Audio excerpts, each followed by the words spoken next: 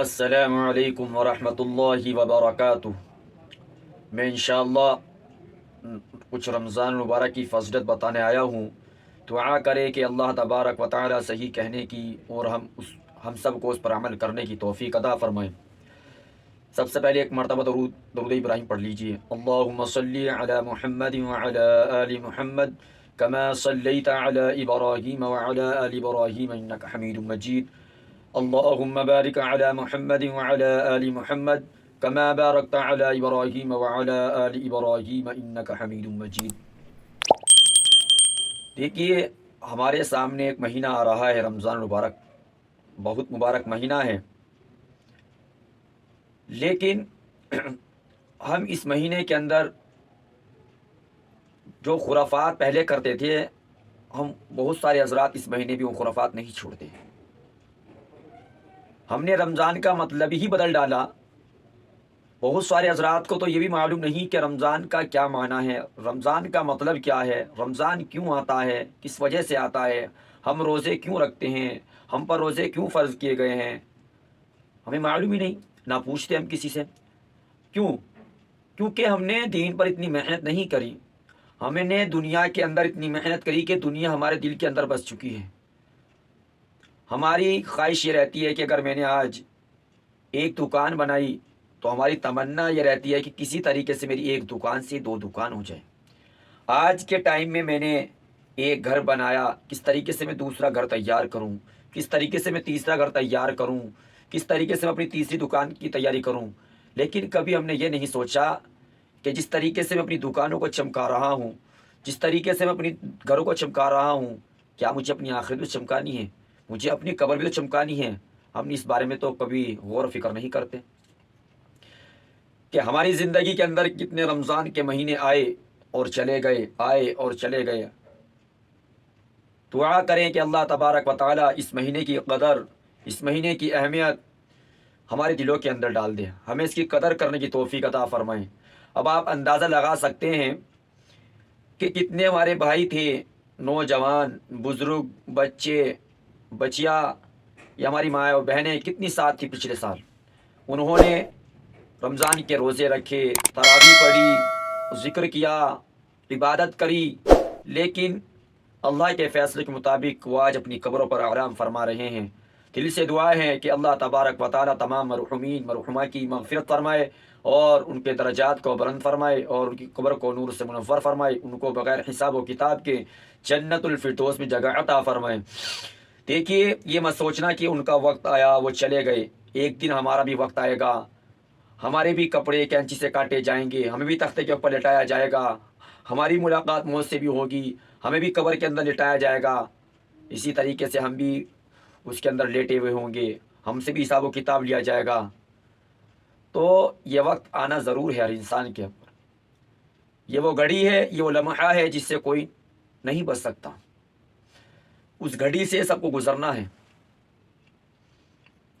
تو اسی لیے ماہ رمضان کا مہینہ قریب ہے، تو ہمیں چاہیے کہ سب سے پہلے میں ایک لسٹ تیار کریں۔ لسٹ کیا کی تیار کرنی ہے کہ میں اپنی زندگی کے اندر کتنے گناہ کیا کرتا تھا، کہ جو بڑے گناہ ہیں یا چھوٹے گناہ ہیں، میں نے کتنا جھوٹ بولا، کتنا لوگوں کو دھوکہ دیا، کتنا لوگوں کو نفع پہنچایا، کتنا میری ذات سے لوگوں کو نقصان پہنچا۔ تو ہمیں سب سے پہلے اپنے گناہوں پر ایک نظر ڈالنی ہے رمضان آنے سے پہلے پہلے، اور رمضان آنے سے پہلے پہلے ان گناہوں سے ہمیں سچی پکی توبہ کرنی ہے، ان گناہوں سے بچنا ہے، کیونکہ جب تک ہم اپنے دل سے کوئی گناہ نہیں چھوڑنا چاہیں گے تو گناہ نہیں چھوٹ سکتا ہے۔ کیونکہ اگر بندہ ایک گناہ روز کرتا ہے، کرتا رہتا ہے تو اس کا ایک دن آتا ہے کہ دل اس کا سیاہ ہو جاتا ہے۔ اسی طریقے سے اگر انسان کے کپڑے پر میل لگ جائے، انسان کپڑے پہنتا ہے، گندگی لگ جاتی ہے، گندے ہوتے ہیں کپڑے، تو اس کے لیے اس کو سرف صابن کی ضرورت پڑتی ہے صاف کرنے کے لیے۔ اسی طریقے سے ہمارا جو دل کالا سیاہ ہوا ہے تو ہمیں اس کے لیے توبہ کی ضرورت ہے۔ تو ہمیں چاہیے کہ ہم زیادہ سے زیادہ استغفار کی کثرت کریں، اللہ سے معافی مانگے۔ آپ چاہے کتنے بھی بڑے گنہگار ہوں، لیکن اللہ سے ایک بار کہہ دو یا اللہ میری توبہ، ایک آنسو بہا دو اللہ کے سامنے، تو خدا کی قسم اللہ تبارک و تعالی سارے عیب پہ آپ پر پردہ ڈال دے گا، سارے گناہوں کو آپ کو معاف کر دے گا۔ لیکن آئندہ ان گناہوں کو چھوڑنے کا پکا عہد بھی کرے کہ یا اللہ جو گناہ مجھ سے ہوئے ہیں میں آئندہ ان گناہوں کو چھوڑنے کا وعدہ کرتا ہوں، مجھے معاف فرما دے۔ تو انشاءاللہ امید ہے کہ اللہ تبارک و تعالی آپ کو ضرور معاف کرے گا، کیونکہ بہت بڑا غفور الرحیم ہے، وہ غفار بھی ہے، وہ ستار بھی ہے۔ تو اسی لیے سب سے پہلے میں بتاتا چلوں کہ رمضان کا کیا معنی ہے، رمضان کا کیا مطلب ہے۔ تو رمضان کا مطلب آتا ہے جلانا۔ اب آپ بڑی حیرت سے سمجھ رہے ہوں گے کہ رمضان کا معنی کیا جلانے کے آتے ہیں، کہ رمضان تو بہت مبارک مہینہ ہے، برکتوں والا مہینہ ہے، کہ اس کے جلانے کے معنی کیوں آتے ہیں۔ دیکھیے، جب کوئی انسان رمضان المبارک کے اندر گناہوں سے توبہ، اللہ سے استغفار کرتا ہے اور اپنے گناہوں پر ندامت ہو کر اللہ سے توبہ کرتا ہے اور رات کو قیام کرتا ہے یعنی کہ تراویح ہی پڑھتا ہے اور دن کو روزہ رکھتا ہے اور روزے کے ساتھ ساتھ وہ حرام کاموں سے بچتا ہے، تو اللہ تبارک و تعالی اس روزے کی برکت سے، اس استغفار کی برکت سے، اس تلاوت کی برکت سے، اس تراویح کی برکت سے اللہ تبارک و تعالی بندوں کے گناہوں کو جلا دیتا ہے، حتیٰ کہ یکم رمضان سے لے کر 30 رمضان کی رات تک اس کے گناہ ایسے جھڑ جاتے ہیں جیسے کہ آج ہی اس کی ماں نے اس کو جنا ہو۔ تو اسی لیے ہمیں روزے کا اہتمام کرنا ہے، تراویح کا اہتمام کرنا ہے اور زیادہ سے زیادہ تلاوت کلام اللہ شریف کی کرنی ہے ہم سب کو۔ دیکھیے، ہم پورے سال قرآن کریم پڑھتے ہیں، پورے سال نماز پڑھتے ہیں، پورے سال تلاوت کرتے ہیں قرآن کریم کی، پورے سال ذکر کرتے ہیں، لیکن اللہ تبارک و تعالی اس مہینے کی برکت سے ہر ثواب میں ہر عمل کو بڑھا دیتا ہے۔ یعنی کہ اگر کوئی بندہ اس رمضان کے اندر، ماہ رمضان کے اندر ایک نفل ادا کرتا ہے تو یہ نفل کا ثواب اس کو فرض تک، اس کا فرض کے برابر اس کو ثواب دیا جائے گا، ایک نفل کا ثواب اس کو فرض کے برابر کر دیا جاتا ہے۔ اگر کوئی رمضان کے اندر ایک فرض ادا کرتا ہے تو اللہ تبارک و تعالی فرضوں کا ثواب 70 فرضوں کے برابر کر دیتا ہے۔ تو اسی طریقے سے اللہ تبارک و تعالی قرآن کریم کا ثواب بھی بڑھا دیتا ہے، ذکر کا ثواب بھی بڑھا دیتا ہے، تلاوت کا ثواب بھی بڑھا دیتا ہے، یعنی کہ ہر اعمال کا اللہ تبارک و تعالی اس رمضان المبارک کی برکت سے ثواب میں اضافہ فرما دیتے ہیں۔ تو ہمیں چاہیے کہ ہم کثرت کے ساتھ تراویح کا اہتمام کریں اور روزوں کا اہتمام کریں، تو انشاءاللہ امید ہے کہ ہمارا رمضان مبارک کا مقصد حاصل ہو جائے گا۔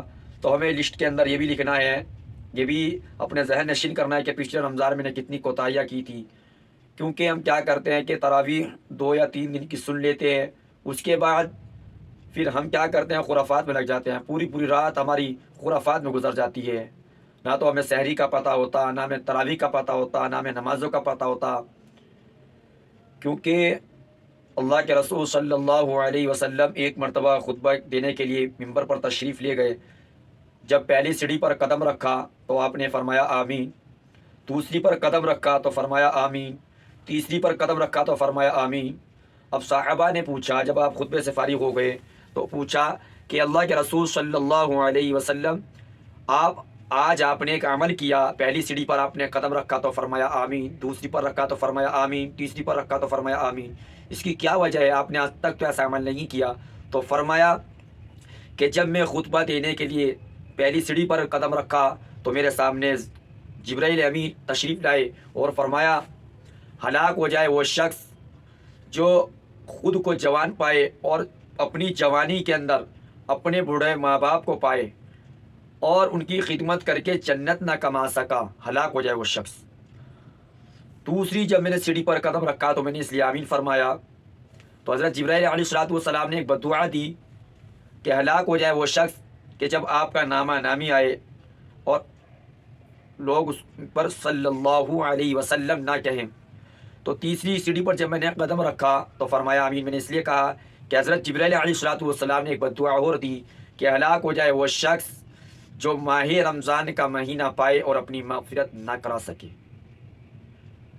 یعنی کہ اب آپ اندازہ لگا سکتے ہو کہ بددعا دینے والا کون شخص ہے اور اس پر مہر کون شخص لگا رہا ہے، یعنی کہ جو انبیاء کے سردار ہیں، جو ساری نبیوں کے سردار ہیں، وہ آمین کہہ کر مہر لگا رہے ہیں اور جو سارے فرشتوں کا سردار ہے حضرت جبرائیل علیہ السلام، حضرت جبرائیل امین، یعنی کہ انہوں نے بددعا دی، آمین کون کہہ رہا ہے؟ تو اس سے ہمیں پتہ لگتا ہے کہ رمضان کا مہینہ اگر کوئی پائے اور اپنی مغفرت نہ کرا سکے تو ہلاک ہو جائے۔